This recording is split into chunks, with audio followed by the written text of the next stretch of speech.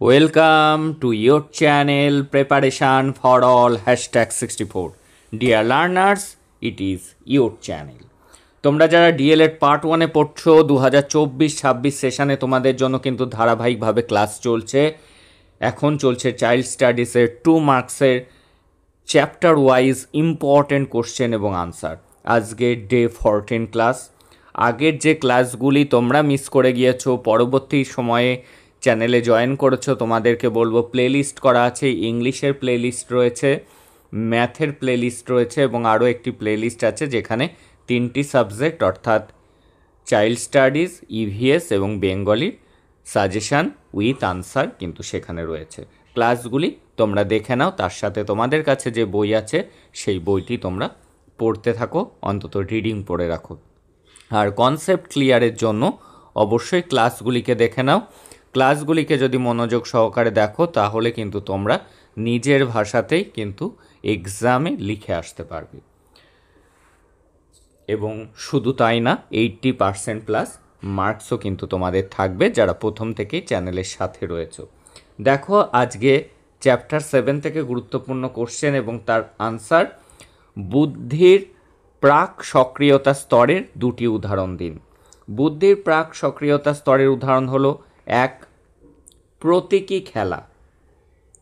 প্রতীকী খেলা, প্রতীকী ক্রিয়া সৃষ্টি হওয়ার ফলে শিশু এই সময় প্রতীকী খেলায় লিপ্ত হয়। যেমন পুতুল মুখে নিয়ে নিজের বুড়ো আঙুল দিয়ে পুতুলকে দুধ খাওয়ায়। এখানে বুড়ো আঙুলকে দুধের মতো বোতলের প্রতীক হিসাবে ব্যবহার করে। তাহলে কি প্রতীকী খেলা আমরা বুঝলাম।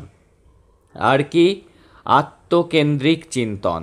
শিশু কেবলমাত্র নিজেদেরকে নিয়েই চিন্তা করে। শিশুরা ভাবে যেভাবে সে কোনো কিছুকে দেখছে বা বুঝছে সকলে একই রকমভাবে দেখছে বা বুঝছে।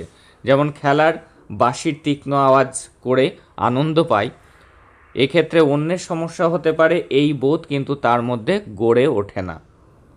দেখে নেব পরের কোশ্চেন, আমরা দ্রুত দেখে নেব যাতে অল্প সময়ে আমরা সব কোশ্চেন দেখে নিতে পারি।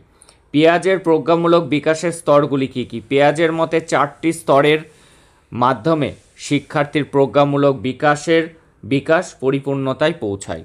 এই 4টি স্তর হলো কি? সংবেদন সঞ্চালনমূলক স্তর জন্ম থেকে 2 বছর পর্যন্ত, প্রাক সক্রিয়তা স্তর 2 বছর থেকে 7 বছর পর্যন্ত, মূর্ত সক্রিয়তার স্তর 7 থেকে 11 বছর পর্যন্ত, যৌতিক সক্রিয়তা স্তর 11 থেকে 12 বছর বা বয়স সন্ধিক্ষণ কালের শেষ পর্যন্ত অর্থাৎ 11 থেকে 18। পরের কোশ্চেন দেখে নেব। সমাজ প্রজ্ঞামূলক শিক্ষণের পর্যায়গুলি কী কী? সমাজ প্রজ্ঞামূলক শিক্ষণের পর্যায়গুলি হলো 1 হলো মনোযোগ। চারপাশের পাশে ঘটে থাকা ঘটনা সম্পর্কে মনোযোগী না হলে পর্যবেক্ষণ ঘটা সম্ভব নয়। মনোযোগ যত গভীর হবে শিখন তত সহজ হবে। তাহলে কি? পর্যবেক্ষণ। পরেরটি কি? ধারণা। পর্যবেক্ষক বস্তুর প্রতি মনোযোগী হয়ে পর্যবেক্ষণমূলক অভিজ্ঞতাগুলিকে সাংকেতিক কারণের মাধ্যমে স্মৃতির সংরক্ষণ করে। তাহলে পর্যবেক্ষণের পরে হলো ধারণা বা ধারণা গঠন। এবার হলো পুনরুৎপাদন।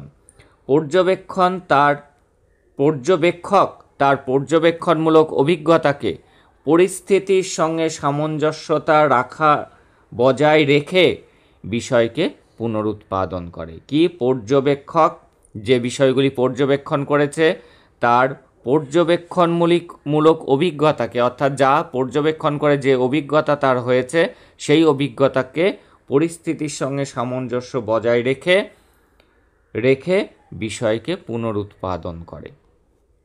এবার হলো প্রেষণা।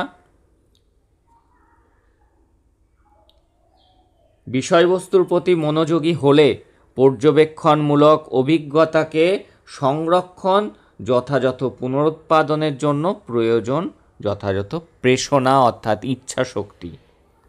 দেখে নেব পরের কোশ্চেন, নির্মিতিবাদের যে কোনো একটি সংজ্ঞা বা নির্মিতিবাদ কি? দেখো, নির্মিতিবাদের অর্থ উপলব্ধি করতে হলে প্রথমে তার মূল বক্তব্যকে উপলব্ধি করা দরকার। নির্মিতিবাদের মূল বক্তব্য হলো ব্যক্তি বা শিক্ষার্থী যে জ্ঞান লাভ করে তার কোনো স্বাধীন অর্থ বা সত্তা নেই। শিক্ষার্থী জ্ঞান অর্জনের পরিবর্তে জ্ঞান নির্মাণ করে। শিক্ষার্থীকে জ্ঞান অর্জনের পরিবর্তে কী করে? জ্ঞান নির্মাণ করে। ব্যক্তি বা শিক্ষার্থী যখন পরিবেশ থেকে জ্ঞান লাভের উপাদান হিসাবে তথ্য সংগ্রহ করে তখন তার প্রক্রিয়া সম্পূর্ণ নিজস্ব, অর্থাৎ ব্যক্তি তার সম্পূর্ণ নিজস্ব প্রক্রিয়ায় তথ্য সংগ্রহের পর জ্ঞান নির্মাণ করে। তাহলে কি হলো? ব্যক্তি বা শিক্ষার্থী যখন পরিবেশ থেকে জ্ঞান লাভের উপাদান হিসাবে তথ্য সংগ্রহ করে তখন তার প্রক্রিয়া সম্পূর্ণ নিজস্ব, অর্থাৎ ব্যক্তি তার সম্পূর্ণ নিজস্ব প্রক্রিয়ায় তথ্য সংগ্রহের পর জ্ঞান নির্মাণ করে। নির্মিতিবাদের দুটো বৈশিষ্ট্য। নির্মিতিবাদের বৈশিষ্ট্য কি? এক, ব্যক্তি বা শিক্ষার্থী নিজেই তার জ্ঞানের নির্মাণকর্তা, অর্থাৎ জ্ঞান কিন্তু সে নিজেই আরোহণ করে। এই জ্ঞান সে নির্ণয় করে সম্পূর্ণ সক্রিয়ভাবে। ব্যক্তি বা শিক্ষার্থী তার জ্ঞানেন্দ্রিয়, কর্মেন্দ্রিয় এবং স্নায়বিক সংবেদনকে সক্রিয়ভাবে কাজে লাগিয়ে বস্তু বা ঘটনার অর্থ উপলব্ধি করে। তাহলে কিভাবে উপলব্ধি করে? ব্যক্তি বা শিক্ষার্থী তার জ্ঞানেন্দ্রিয়, কর্মেন্দ্রিয় এবং স্নায়বিক সংবেদনকে সক্রিয়ভাবে কাজে লাগিয়ে বস্তু বা ঘটনার অর্থ উপলব্ধি করে। জেডিপি এর দুটি বৈশিষ্ট্য। জেডিপি কি? জেডিপি হলো জোন অফ প্রক্সিমাল ডেভেলপমেন্ট। এর বৈশিষ্ট্যগুলি হলো, এক, এই ধরনের সমস্যা শিশু একা সমাধান করতে পারে না, কোনো দক্ষ ব্যক্তির সাহায্যের প্রয়োজন হয়। অর্থাৎ এমন একটি সমাধান তাকে করতে দেওয়া হলো, সেই পর্যন্ত তার নলেজ নেই, কিন্তু সেই বিষয়টি একটু ধরিয়ে যদি কেউ একজন দেয় তাহলে সে আবারও এগিয়ে যেতে পারবে। এটি হলো জোন অফ প্রক্সিমাল ডেভেলপমেন্ট। এখানে সমস্যাটি সে সমাধান করতে পারছে না, কিন্তু যদি কেউ একটুখানি ধরিয়ে দেয় তাহলেই কিন্তু তার পক্ষে সম্ভব সমস্যাটির সমাধান করা। আর কি? জেডিপিতে শিশু যে ধরনের সমস্যার সম্মুখীন হয় তা শিশুর প্রকৃত বিকাশের সীমার চেয়ে উঠছে, তার যেটুকু নলেজ আছে তার থেকে বেশি, অর্থাৎ বিকাশের পরবর্তী সীমা নিচে অবস্থান করে সে। অর্থাৎ শিশুর কাছে এই ধরনের সমস্যা খুব সহজ বা খুব কঠিন হয় না, অর্থাৎ এমন একটি সীমা এই পর্যন্ত তার জানা আছে আর এইটুকু তার জানা নেই, তার একটা মাঝামাঝি অবস্থা। তাকে যদি একটু ধরিয়ে দেওয়া হয় সে কিন্তু এই পর্যন্ত এগিয়ে যেতে পারবে। এবার জেডিপি বলতে কি বোঝো? দেখো, এই ধরনের সমস্যা শিশু একা সমাধান করতে পারে না, কিন্তু অন্য কোনো অভিজ্ঞ ব্যক্তির সহায়তায় সে এগিয়ে যেতে পারে। অর্থাৎ শিশু নিজে যতদূর অবধি যেতে পারে তার বাইরে নির্দিষ্ট ক্ষেত্র পর্যন্ত সে অধিক জ্ঞান বা অন্য ব্যক্তির সহায়তায় পৌঁছাতে পারে। এটা কিন্তু যে নয় সে। যেমন এই সমাধানটি যদি এই সমস্যাটি শিশুকে সমাধান করতে বলা হলে সে কিন্তু এটি সমাধান করতে পারবে না। তার কারণ কি? কারণটি হলো সে কিন্তু যোগ, বিয়োগ, গুণভাগ সবই পারে, কিন্তু সমাধান করতে পারবে না, কারণ বদমাশ এই নিয়মটি তার জানা নেই। কিন্তু কোনো অভিজ্ঞ একজন ব্যক্তি যদি এই বদমাশ নিয়মটির ধারণা শিশুকে দেয় তাহলে শিশুটি নিজে কিন্তু এই সমস্যার সমাধান করতে পারবে, কারণ সে যোগ, বিয়োগ, গুণভাগ সবই জানে। ভাইগটস্কির প্রজ্ঞামূলক সূত্রের যে কোনো দুটি শিক্ষাগত অভিজ্ঞতা বা তাৎপর্য লেখো। দেখো, বা ভাইগটস্কির শিখন তথ্যের দুটি তাৎপর্য যাই আসুক না কেন একই উত্তর লিখব আমরা। শিক্ষাক্ষেত্রে জেডিপির দিকে দৃষ্টিকোণ রেখে শিখন পরিচালনা করা উচিত। একজন শিক্ষক বা শিক্ষিকাকে শিক্ষার্থীর জেডিপি সম্পর্কে স্বচ্ছ ধারণা তৈরি করতে হবে, সেই মতো শিখন পরিকল্পনা করতে হবে। শিক্ষক বা শিক্ষিকা অর্থাৎ কোলাবোরেটিভ লার্নিংকে, এই শিখনকে বা যৌথ শিখনকে উৎসাহিত করবেন। যূথবদ্ধ শিখন বা যৌথ শিখনকে বা কোলাবোরেটিভ লার্নিং ইংরেজিতে বলা হয়, তাকে উদ্বুদ্ধ করবেন, যেখানে শিক্ষার্থী এককভাবে না শিখে বন্ধু, শিক্ষক, অভিভাবক সবাই একসঙ্গে শিখনে অংশগ্রহণ করবে, বা শিশু শিখে আর একজনকে শেখাতে পারবে তার বন্ধুকে। অর্থাৎ কোলাবোরেটিভ শিখনটা হবে সবাই একত্রিত হয়ে। আর গেস্টাল্ট মতবাদীদের মতে শিখনের বৈশিষ্ট্য কী কী, অথবা যদি আসে প্রজ্ঞামূলক দৃষ্টিভঙ্গি অনুসারে শিখনের বৈশিষ্ট্য লেখো। 1, শিখন হলো প্রত্যক্ষণের পুনর্গঠন, যেটা প্রত্যক্ষণ করে সেটাই কিন্তু পুনর্গঠন, সেখান থেকেই কিন্তু শিশু শেখে। শিখনের জন্য ব্যক্তি সব ধরনের মানসিক বৈশিষ্ট্য যেমন স্মৃতি, মনোযোগ, প্রেরণা, অনুভূতি ইত্যাদিকে কাজে লাগায়। শিখতে গেলে তাকে কি কি কাজে লাগাতে হয়? স্মৃতি মনে রাখতে হয়, মনোযোগকে কাজে লাগাতে হয়, প্রেরণা দিতে হয় তাকে, আমি এটা করবই, অনুভূতি ইত্যাদিকে কাজে লাগায় সে। আর কি, শিক্ষার্থীরা পরিবেশ থেকে বিভিন্ন তথ্য সংগ্রহ করে, তাকে বিশ্লেষণ করে এবং পূর্বে অর্জিত তথ্যের সঙ্গে সম্পর্ক স্থাপন করে সমস্যার সমাধান করে। দেখো, সাংগঠনিকরণ কি? সাংগঠনিকরণ এমন একটি প্রক্রিয়া যার দ্বারা সমজাতীয় বিষয়বস্তুগুলি সংগঠিত হয়ে আরও জটিল চিন্তামূলক কাজ করতে সক্ষম হয়। যেমন লিখতে হলে ঠিকমতো কলম ধরতে হবে, হাতের আঙুলের সঠিক ব্যবহার করতে হবে, চোখের সঞ্চালন করতে হবে। এই 3টি সংবেদনমূলক প্রক্রিয়াকে সংগঠিত করেই কিন্তু লেখার কাজটি করা সম্ভব। ভাইগটস্কির মতে আত্মকথন কি?